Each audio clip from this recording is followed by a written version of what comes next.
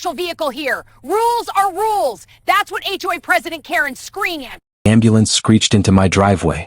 My 16-year-old son Tommy, severely disabled and battling uncontrollable epilepsy, was in the middle of a full grand mal seizure on the living room floor. His body jerking violently, foam at his mouth, barely breathing. I was on the phone, pleading with 911 to hurry. Sirens blared closer, red lights flashing through the windows. The ambulance stopped, and Karen planted herself in front of the door, arms waving, insisting the paramedics move 200 YD away to street parking. All because of her precious, no commercial vehicles rule. The lead paramedic brushed past. "Ma'am, this is a medical emergency. Step aside." Karen didn't. She followed them inside, phone out, taking pictures, timing the response, treating my son's life as if it were a property inspection. That night, she valued paperwork above a child's life. Big mistake. She had no idea what a desperate father would do to protect his son. What would you do? Drop your worst HOA nightmare below. Mine ends with their clubhouse in rubble. Let me back up. My name's Marcus Palmer, 45, union electrician. Some battles find you whether you're ready or not. My son Tommy has severe epilepsy and spina bifida. Imagine a kid sharper than most adults, trapped in a body that can betray him at any moment. Grand mal seizures hit 3, sometimes 4 times a month. Every second matters. Brain damage starts after 5 minutes without care. We live in Willowbrook Estates, a Phoenix suburb where grass is greener than a golf course, $50 fine if it isn't. I inherited our modest corner lot from my late wife, Sarah. She'd be rolling in her grave seeing what this place became under Karen. Medical bills run $3,200 a month. Specialized equipment, anti-seizure meds costing more than most rents, a modified van that set me back $47,000. Tommy's worth every penny, but the strain is crushing. Enter Karen Peton, 48, fake blonde hair higher than her morals, real estate agent with the soul of a parking meter and double the appetite for coins. She clawed to HOA president promising to elevate community standards. Translation: make life miserable for anyone not fitting her country club fantasy. Karen has a disturbing view of disabled people, calls Tommy's wheelchair visually depressing, says his equipment ruins the neighborhood look. She timed ambulance arrivals with a stopwatch, snapping photos like a deranged wildlife photographer documenting endangered species. Her designer perfume, called Obsession, mixed with spite, could choke a horse at 50 yards. Karen wasn't just power-hungry. She was desperate. Real estate in a brutal market, new money trying to keep appearances while drowning in debt.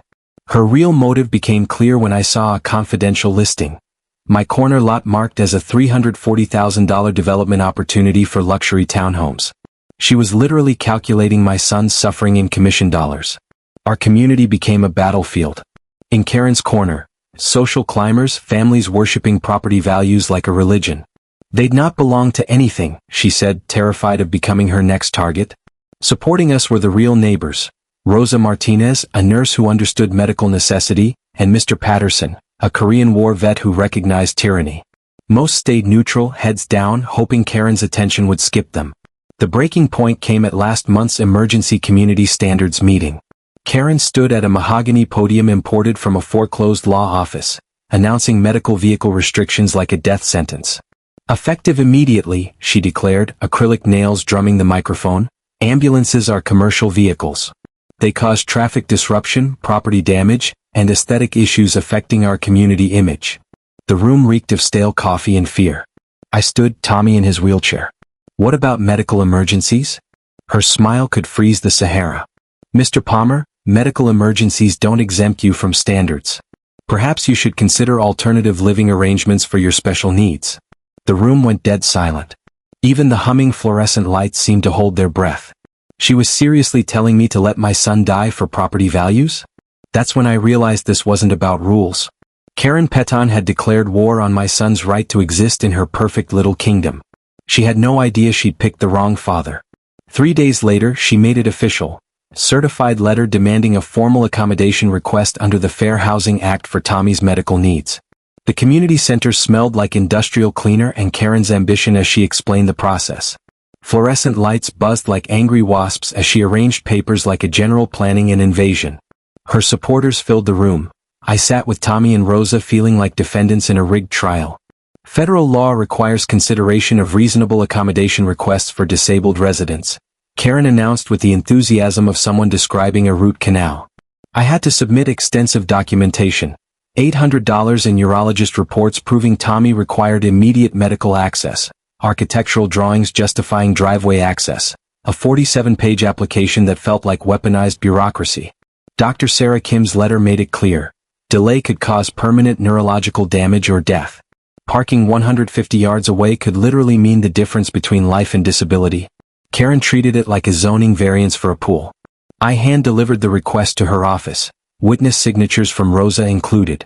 Her vanilla air freshener mixed with my determination as she accepted the certified envelope. 3 weeks passed. Nothing. Then came her response.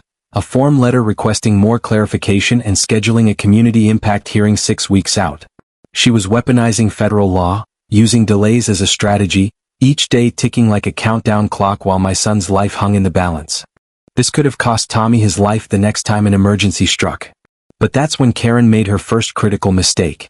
While she stalled my accommodation request endlessly, she approved 3 other modification requests that same week. The Hendersons' decorative fountain, Janet Morrison's oversized garage door, and the Wilsons' backyard pergola. All greenlit within 48 hours. No impact studies, no hearings, no medical paperwork. From my construction days I recognized the pattern. It had a name: disparate treatment. Approving some requests quickly while delaying identical requests for disabled families isn't enforcing rules. It's illegal discrimination under federal law. I documented everything: dates, approvals, communications, witness statements. Then I did what Karen probably thought I'd never do. I filed a complaint with HUD, the Department of Housing and Urban Development. Violating the Fair Housing Act carries serious penalties: $16,000 to $70,000 per incident, plus federal oversight of all HOA decisions. Karen's power trip had just drawn the attention of federal investigators who don't care about property values or community rules. Within 72 hours, HUD investigator Maria Santos called Karen. Suddenly, my accommodation request became urgent, and Karen scrambled to schedule emergency board meetings to discuss compliance. But her revenge was personal. Instead of a simple approval, she announced a public hearing to debate the precedent and safety implications of my request. The meeting was set in the community clubhouse, the same building that would later become the center of a much larger fight.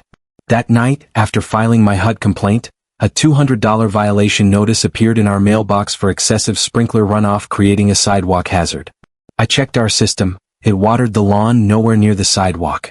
Karen was literally fining me for physics: water evaporating and condensing in the Phoenix heat. The fresh ink on that bogus notice stoked my anger like gasoline on a match. But construction taught me something crucial: documentation beats emotion. Rosa called that evening, alert from her position as community treasurer. "Marcus, something's off in the finances. Karen keeps claiming we can't afford routine maintenance, but the reserve account should have $78,000 for repairs and emergencies." That's when it clicked. Karen's delays and harassment might not just be about power.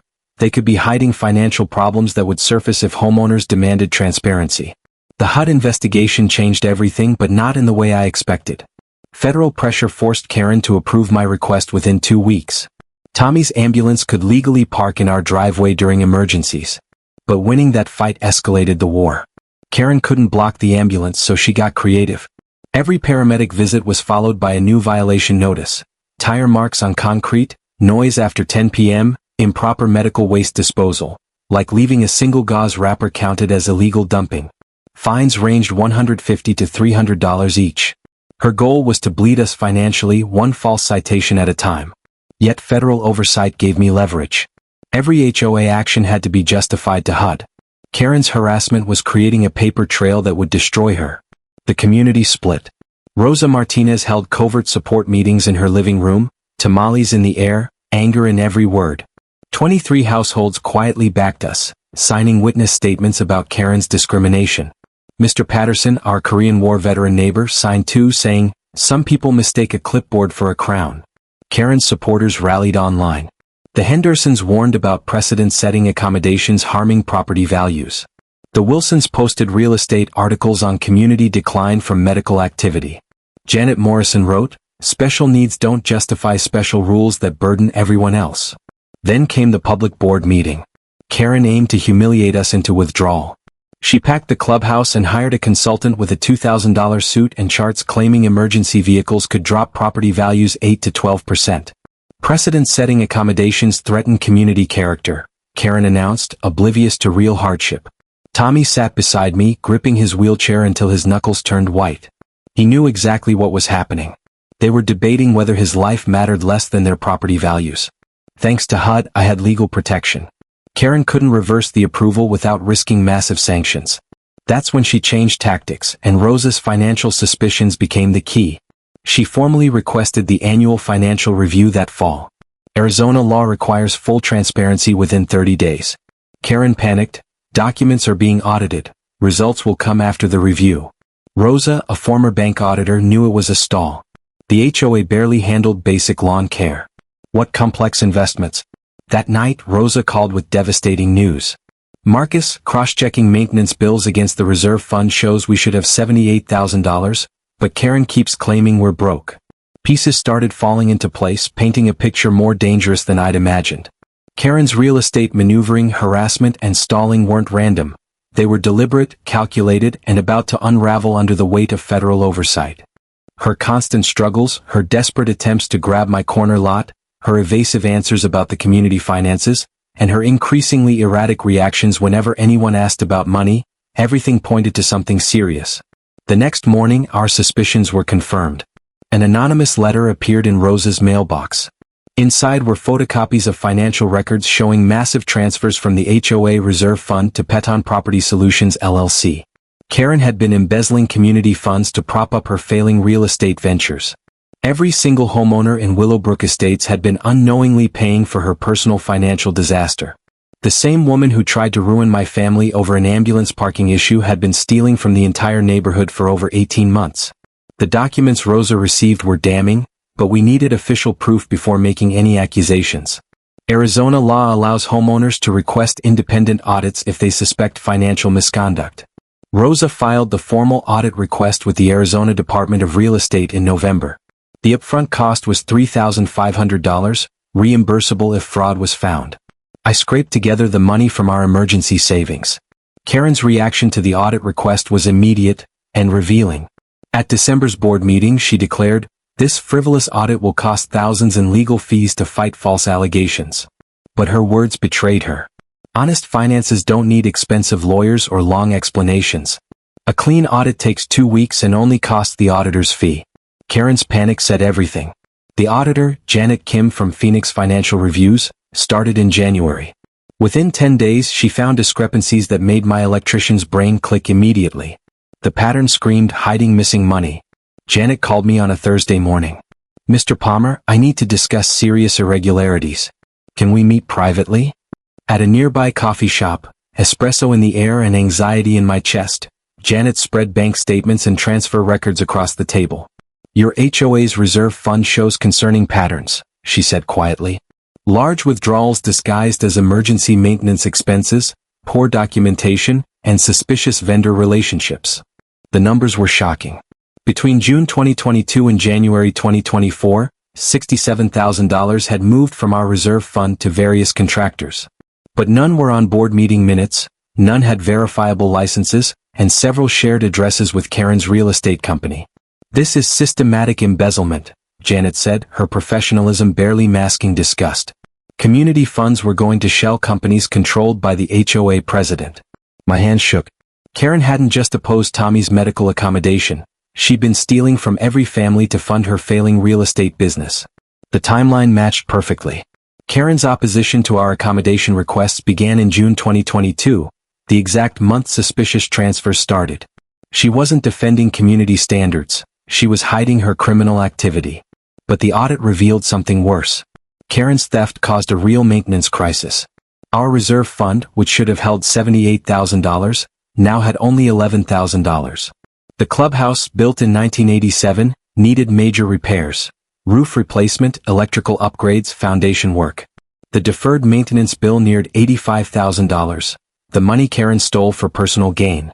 Janet's preliminary report was devastating. Community faces immediate financial crisis due to misappropriated funds. Recommend emergency board action, asset recovery, and criminal referral. I drove home with evidence that could destroy Karen's life and restore honest leadership, but also tear the neighborhood apart. Every family would now pay for her crimes. Tommy was doing homework, medical equipment quietly humming. The boy once labeled a burden would now help expose a massive theft. Dad, you look upset. Everything okay with the HOA stuff? He asked, glancing up from algebra. I had no simple answer. Just financial irregularities, Tommy. Nothing you need to worry about. But it wasn't nothing. Karen's crimes meant special assessments, or selling community property to cover her theft. The woman preaching property values had been destroying them through criminal negligence and theft. By March, the final audit report was worse. Karen hadn't just stolen $67,000, she'd looted the community for nearly 2 years through shell companies. At the county records office, surrounded by the musty smell of bureaucracy, Rosa and I spent a Saturday uncovering the full scope. Look at this, Rosa said, showing Karen's business registrations. Peton Property Solutions matched maintenance invoices. Karen hadn't just embezzled, she laundered funds through fake companies, submitting fraudulent invoices for work that never happened. Every transaction was documented, traceable, and prosecutable under Arizona theft statutes. The money trail was damning. HOA funds went to Karen's business accounts, then directly to down payments on luxury properties she flipped. Most failed to sell, leaving Karen personally liable for massive mortgages she couldn't pay. My hands shook tracing the paper trail. But the records revealed more. Karen's personal financial desperation. Her business was collapsing, clients suing for misrepresentation, state investigations looming. She needed our money to avoid personal bankruptcy. Court filings confirmed it. Foreclosure on her home, defaulted business loans, civil lawsuits from mismanaged clients. The timeline aligned perfectly. Her theft escalated with worsening financial problems, reaching $67,000 stolen over 18 months. Karen had systematically looted our community to keep herself afloat. From my construction experience, I knew. Embezzlement over $50,000 from a community association is felony theft in Arizona, 2 to 4 years prison plus full restitution. Karen wasn't just facing civil liability. She was already staring down state criminal charges, but the money trail exposed something far worse. For 2 years, the community clubhouse had been starved of maintenance funds, and now it was falling apart. By Monday, the building inspection confirmed what everyone feared.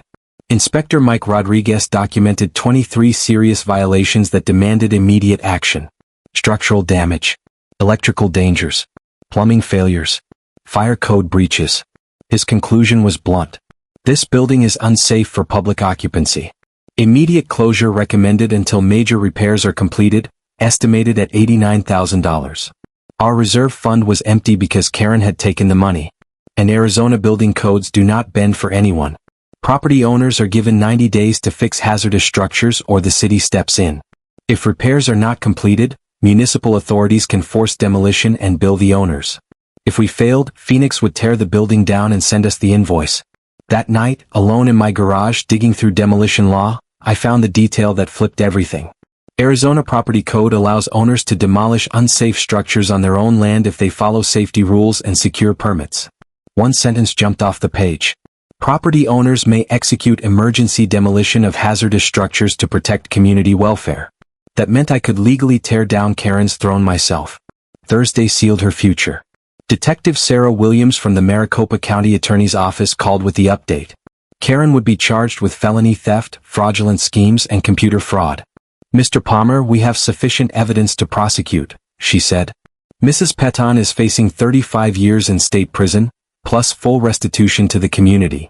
That night, Tommy and I sat at the kitchen table going through the documents that would put our nightmare to rest.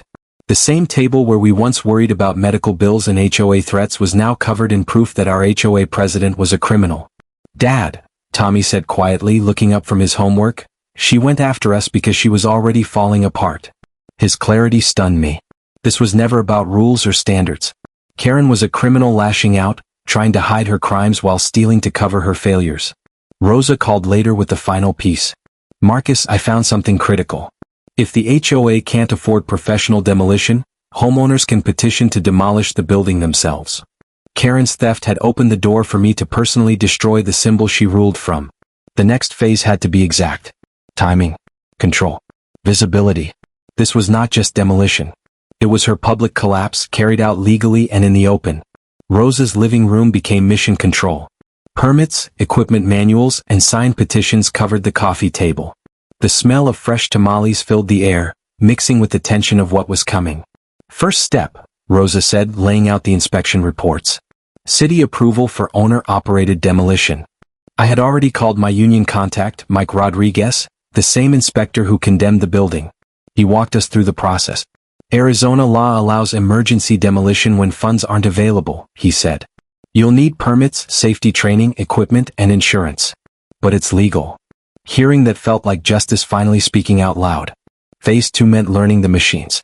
Danny Martinez, Rosa's cousin and a demolition contractor, agreed to train me. In an empty lot, he taught me excavator controls and safety procedures. Emergency demolition is about protecting people, Danny said. And after what she did to your family, watching you take this down yourself will be something special. Diesel fumes and resolve filled the air as I learned to handle the machine that would end her reign. Phase 3 was impact. We needed witnesses. Cameras. Maximum exposure. Tommy nailed it. Schedule the demolition during her monthly board meeting, he said. She'll be trying to run things while you tear the place apart. The message will be clear. Corruption collapsing in real time. From my construction background, I knew we had to follow every rule. Utilities shut off. Dust control. Debris containment. Emergency access lanes. Doing this right mattered. This had to be lawful justice, not chaos. Rosa handled community support with precision. 87 households signed petitions backing the demolition for safety and accountability. Food trucks. Music.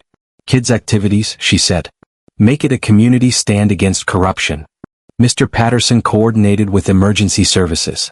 Structural collapse doesn't care about boundaries, he warned. Everyone's safety depends on discipline. Janet Woolsey, our source inside the HOA board, gave us insight into Karen's state of mind. She was unraveling. Accusing neighbors of spying. Calling board members at midnight demanding loyalty. She even accused the mail carrier of being part of a surveillance plot. Desperation was taking over, and desperation leads to public mistakes. By Thursday we locked in media coverage. Channel 12 News committed to filming the demolition as the climax of their investigation into HOA corruption. This is real accountability, the producer said. This will explode online. Tommy's outreach had already gained traction. Hashtag personal justice was trending locally with over 4,000 posts backing direct action. Friday night, Tommy looked over our checklist. This isn't just a building, he said. You're showing families that sometimes you have to stand up yourself. I stood in our accessible kitchen, permits stacked on the counter, thinking of Sarah. I knew she would have been proud. Saturday morning arrived. Excavator delivered and inspected. Safety gear ready. Media set. Community assembled. Karen's board meeting was scheduled for 10 a.m. inside a building already declared unsafe. And in a few hours, everything she built her power on was about to come down. She had no idea that at 10:15 a.m. I would personally start tearing down her symbol of control with my own hands. The stage of polite legal steps was over. This had become personal justice, carried out by a father who had been pushed past his limit. When Karen found out about my plan to handle the demolition myself, her reaction was fast, frantic, and completely detached from reality. Within 48 hours of the demolition permits being posted for public view, she hired one of Phoenix's most expensive white-collar criminal defense attorneys and launched a counteroffensive that felt like a cornered animal striking wildly. The first clear sign of panic arrived Thursday morning. A certified letter demanded that I attend an emergency disciplinary hearing, accusing me of planning terrorist destruction of community property. The paper practically reeked of fear and high-priced lawyers, stamped with over-the-top letterheads meant to intimidate. But Karen did not stop at legal threats. She kicked off a full-scale smear campaign aimed at destroying my credibility and stopping the demolition. Anonymous flyers showed up in mailboxes across the neighborhood, claiming I was unstable, dangerous, and planning violent destruction. They even accused me of using Tommy's disability as an excuse for domestic terrorism. The flyers featured photos of demolition equipment with warnings about imminent neighborhood danger. "Dad, they're trying to make you look dangerous just for standing up to corruption," Tommy said calmly, despite the lies being spread about our family. Everyone who looked closely could see this had nothing to do with safety and everything to do with control. Tommy's clarity cut straight through Karen's fear-driven narrative. Her social media attack was just as chaotic. Crisis management firms flooded community pages with posts about rogue property owners and unsafe machinery use. She hired multiple PR teams to paint my fully permitted demolition as reckless destruction. But in her panic, Karen made a critical mistake. She pushed so hard that she exposed herself. By Monday morning, news came that hardened my resolve. Karen had contacted Child Protective Services again, claiming I planned to expose my disabled son to industrial danger during unsafe demolition work. The CPS investigator assigned was Sarah Williams, the same one who had dismissed Karen's earlier false reports. She reviewed my permits, safety plans, and equipment certifications carefully. "Mr. Palmer," she said, "your demolition plan meets all safety standards. Your son will be in a secured area with professional supervision. This complaint appears to be harassment intended to interfere with lawful property maintenance." It was another official record showing Karen's misuse of government systems to harass families demanding accountability. The investigation uncovered even more. Karen had filed false reports with multiple city departments, accusing me of working without permits and endangering public safety. Every false claim became documented proof of her abuse of authority. Wednesday evening brought her most desperate legal move yet. Karen filed for a temporary restraining order to stop the demolition, claiming I was emotionally unstable and acting out of revenge. The hearing was scheduled for Friday morning, one day before demolition day. But her sworn statement was filled with claims that directly contradicted the documented evidence of my legal, safety-compliant plan. Her desperation was now creating a paper trail of delusion. By Thursday, word spread that even her attorney was losing patience. He had reportedly advised her to withdraw the restraining order and focus on plea negotiations for the embezzlement charges. Karen refused, convinced she could attack her way out of accountability. That night, I sat in our accessible kitchen reviewing safety checklists while Tommy worked on homework. "Dad, she's not fighting the charges anymore," he said. "She's fighting the idea that regular people can stand up to power." He was right. Karen represented the belief that authority should never be challenged. Friday's hearing would be the collision point between that belief and my legal rights. The smell of fresh coffee mixed with anticipation as I prepared for what would either be her last legal obstacle or her public collapse under oath. Either way, Saturday morning I would personally tear down the building she had used to intimidate families for 2 years, using lawful authority in my own hands. Friday's hearing became the moment everything broke open. Judge Patricia Santos reviewed my permits, certifications, insurance, and safety plans before turning to Karen's claims. "Mrs. Peton," the judge said, "Mr. Palmer has complied with all legal requirements. On what basis do you claim this is unlawful or dangerous?" Karen's response exposed her unraveling state. "Allowing him to do this sets a dangerous precedent," she shouted. "He's emotionally unstable because of his son and wants revenge." Judge Santos raised an eyebrow. "Are you suggesting property owners cannot legally maintain their own property?" "This isn't maintenance," Karen snapped. "This is a dangerous man using his disabled son to destroy everything I built." The courtroom went silent. She had revealed her true motive. Judge Santos ruled immediately. Restraining order denied. The demolition is legal, safe, and necessary. Mrs. Peton's objections are personal, not legal. Then came the final blow. Mrs. Peton's sworn statements regarding Mr. Palmer's mental state appear unsupported and may warrant review for perjury. Another potential felony added to her list. Saturday morning arrived under a clear Arizona sky that felt heavy with meaning. By 8 a.m., justice was no longer theoretical. It was about to become real. That morning the neighborhood felt unreal. It looked half like a street fair and half like a crime scene documentary waiting to happen. Food trucks packed the curb. News crews locked in their shots, adjusting lenses to capture what they knew would be unforgettable. Nearly 200 neighbors showed up, not for entertainment, but to witness something most people only talk about. Real accountability. The condemned clubhouse still stood at the center of it all. Cracked walls. A roof sagging under years of neglect. It wasn't just a building. It was proof of what happens when power goes unchecked. Today that proof was about to come down. Tommy rolled to the front of the crowd in his wheelchair. He wore a shirt that read, "Justice is personal." He wasn't there for sympathy. He was there as a reminder. A living example of what communities face when abuse becomes normal and nobody pushes back. At 9:30 a.m., Karen arrived, completely unaware this was the last time she'd ever play president. Designer suit. Chin high. That false confidence of someone who still thought titles could shield them from consequences. But her panic surfaced fast. At 9:45 a.m., she made her final move. She called 911 reporting domestic terrorism. As I climbed into the excavator, the dispatcher's voice echoed through the speakerphone for everyone to hear. Ma'am, records show a permitted demolition of condemned property at this location. Mr. Palmer has authorization for owner-operated emergency demolition. This is not a police matter. Even 911 knew this wasn't her show anymore. At exactly 10 a.m., Karen tried to start a board meeting inside a building already condemned. That was the moment I turned the key. The excavator roared to life. 2 weeks of hands-on training with Danny Martinez had prepared me for this. The machine felt steady, controlled, ready. Karen ran outside, screaming over the engine, demanding I stop, ordering me to respect her authority as HOA president. That authority ended the moment she chose theft over service. Discrimination over basic human dignity. You can't do this, she yelled. I'm the president. I looked down from the cab and spoke through the machine speaker so everyone could hear. Your authority ended when you stole from this community and tried to deny my son the right to live here safely. At 10:15 a.m., the excavator arm struck the wall. Exactly on time. Concrete exploded outward. Dust filled the air. Years of rot and neglect spilled into the Arizona sun. Karen froze.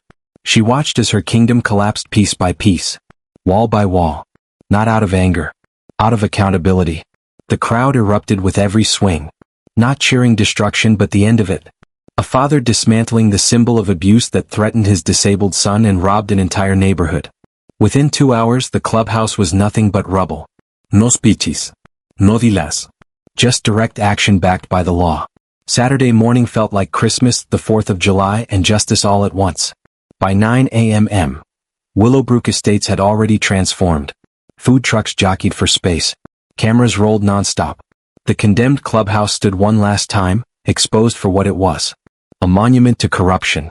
Tommy waited at the front again, his shirt reading personal justice in bold letters. He knew what this moment meant. Detective Sarah Williams stood nearby holding finalized arrest warrants. Karen faced 8 felony charges, but what hurt her most wasn't the cuffs. It was what the excavator was about to do. At 9:30 a.m., Karen arrived again, still believing she could talk her way out. This destruction is illegal, she announced, masking panic with authority. I forbid it. That's when the engine started. The diesel rumble shook the houses. The storm she ignored was finally here.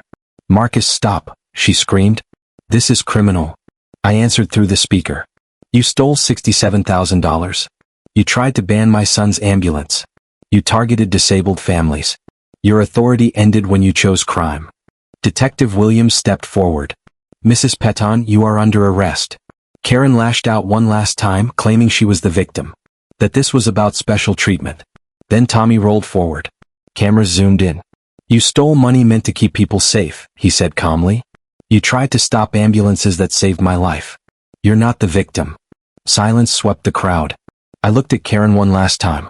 You wanted to protect property values, I said. Watch what your actions did. At 10:15 a.m., the excavator struck again. Load-bearing walls fell. Mold. Water damage. Structural failures exposed. This wasn't revenge. This was precision. This was accountability. Karen watched in handcuffs as the symbol of her power disappeared. Every swing was a father's answer to abuse that should have ended years ago. A community refused to accept criminal abuse, and a disabled family refused to be bullied. Stop. Karen shouted as I tore through the meeting room where she had terrorized families for years. You're destroying everything I built. No, I shouted back over the engine noise. I'm destroying everything you corrupted. Every swing of my excavator was met with cheers. Children clapped, parents hugged, and Mr. Patterson saluted with perfect military precision. Rosa wiped tears from her eyes as 2 years of neighborhood oppression crumbled before us. In just 90 minutes, I had reduced Karen's headquarters to rubble using legal authority, safety protocols, and the kind of hands-on justice courts had taken too long to deliver.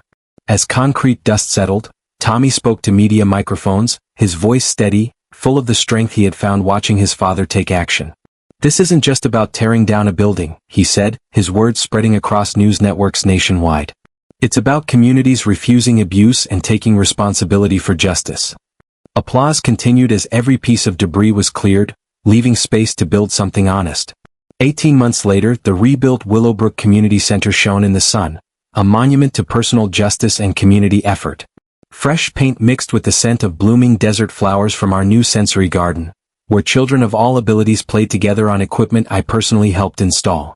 The transformation was remarkable, funded by Karen's criminal restitution and built through community volunteers guided by my construction experience.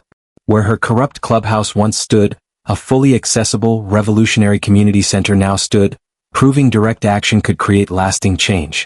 Tommy, now 18 and preparing for college on a full civil rights scholarship, spoke at the grand opening. The child once called a property problem was now a symbol of what families could do when they refused abuse. This center shows something important, Tommy said, voice strong. Justice sometimes requires personal action, not just legal steps. My dad didn't just fight corruption. He tore it down and built something better. Karen was in year 2 of a 5-year state prison sentence for felony theft, fraud, and other crimes. Her real estate license was gone, her assets seized, her reputation destroyed. Her symbol of power had been personally demolished by someone she tried to ruin, using legal authority and community support to deliver justice that was too slow in court. Our victory reached far beyond one criminal's downfall. Families across Arizona were inspired. People facing institutional abuse learned they had rights to personal justice when authorities failed. Tommy's advocacy led to the Personal Justice Protection Act, protecting property owners who must personally demolish unsafe structures when institutions fail. Rosa Martinez became HOA president unanimously. More importantly, our community learned that ordinary people could act directly against corruption when traditional authority failed. Media coverage amplified the message. Families nationwide researched their legal rights to personal justice. Property values in Willowbrook estates rose 25% after our project, proving communities improve when corruption is actively removed rather than waiting for slow legal processes.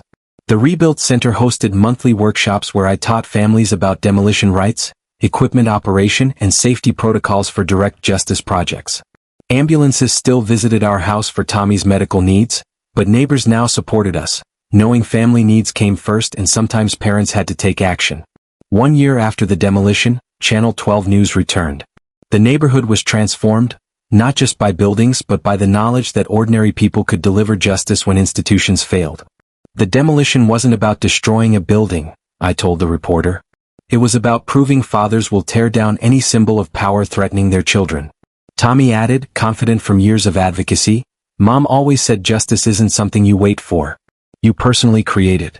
Our community learned that through action, not hope. The memorial garden around Sarah's plaque became a gathering place. Families shared stories of justice, celebrated victories, and supported each other in taking responsibility for community improvement. As evening came and families went home, I felt the satisfaction of personally delivering justice. Tommy was thriving. Our neighborhood had become a model for what happens when direct action meets community determination. Karen's corruption was gone, personally eliminated rather than simply prosecuted. We proved institutional bullies can be defeated when communities act legally and decisively. Dad, Tommy said as children played on the equipment we installed, Mom would have loved seeing you take responsibility instead of waiting for someone else to fix our problems. He was right. Sarah would have been proud to see her husband demolish oppression, her son become an advocate, and her community learn that ordinary people can deliver justice. And that's how Marcos Palmer turned Karen's ambulance man into his personal demolition. 5 years in prison and a clubhouse destroyed by the father she underestimated. Here's what Marcos understood. Justice isn't something you wait for. It's something you personally deliver. While Karen had authority, Marcos had something more dangerous. A father's determination to learn excavator operation and personally tear down corruption. The irony, Karen's embezzlement gave legal reason for her destruction. Her stolen maintenance funds made the building unsafe, giving Marcos the right to demolish her symbol of power. How many of you have faced petty tyrants who think authority makes them untouchable? They rely on your belief in their power. Marcos proved it's a lie. He didn't just fight back. He got permits, learned equipment operation, and delivered justice legally. What bully in your life needs to see that ordinary people can take extraordinary action? Drop your story below.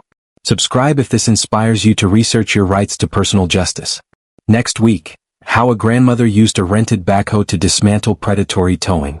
Remember, every bully is one property code away from seeing their kingdom crumble.